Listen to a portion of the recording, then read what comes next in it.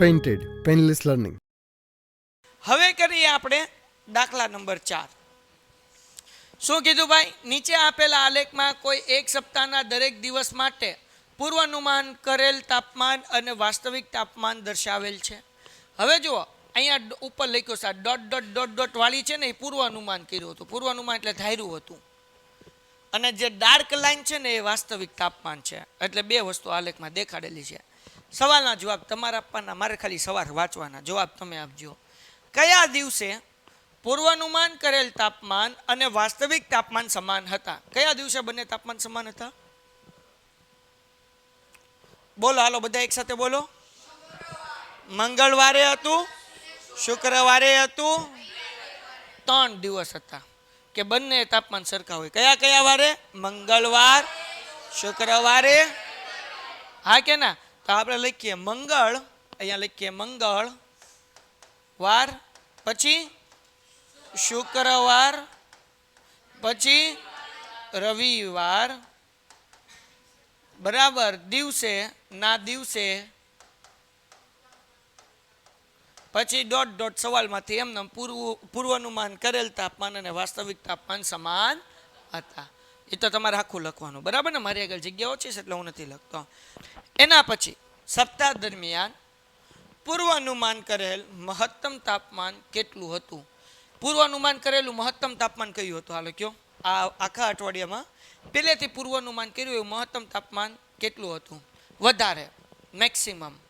હાલો ઝડપથી. આ આખા દિવસો છે, અઠવાડિયું છે. આમાં સૌથી મહત્તમ તાપમાન કયું છે? હા, 35 જ છે. અહીંયા કેટલું છે? જો આ ટપકું છે, અહીંયા કેટલું છે? 35. તો આપણે અહીંયા લખવાનું કે ભાઈ 35, અહીંયા લખ્યું હોય સાઈડમાં સેલ્સિયસ લખ્યું છે ને, તો અહીંયા લખું 35 ડિગ્રી. અહીંયા લખીએ સપ્તાહ દરમિયાન પૂર્વાનુમાન કરેલ મહત્તમ તાપમાન 35 ડિગ્રી સેલ્સિયસ હતું. કેટલું હતું? 35 ડિગ્રી સેલ્સિયસ. સી પ્રશ્ન જવાબ તમારે દેવાનો. સપ્તાહ દરમિયાન લઘુત્તમ વાસ્તવિક તાપમાન કેટલું હતું? લઘુત્તમ એટલે સૌથી ઓછું. વાસ્તવિક તાપમાન, લઘુત્તમ વાસ્તવિક, સૌથી ઓછું વાસ્તવિક તાપમાન. જો અહીંયા જો વાસ્તવિક એટલે ડાર્ક લાઈન થાય. ડાર્ક લાઈનમાં જો અહીંયા કેટલા છે? 15 છે. અહીંયા 15 ને અહીંયા 15.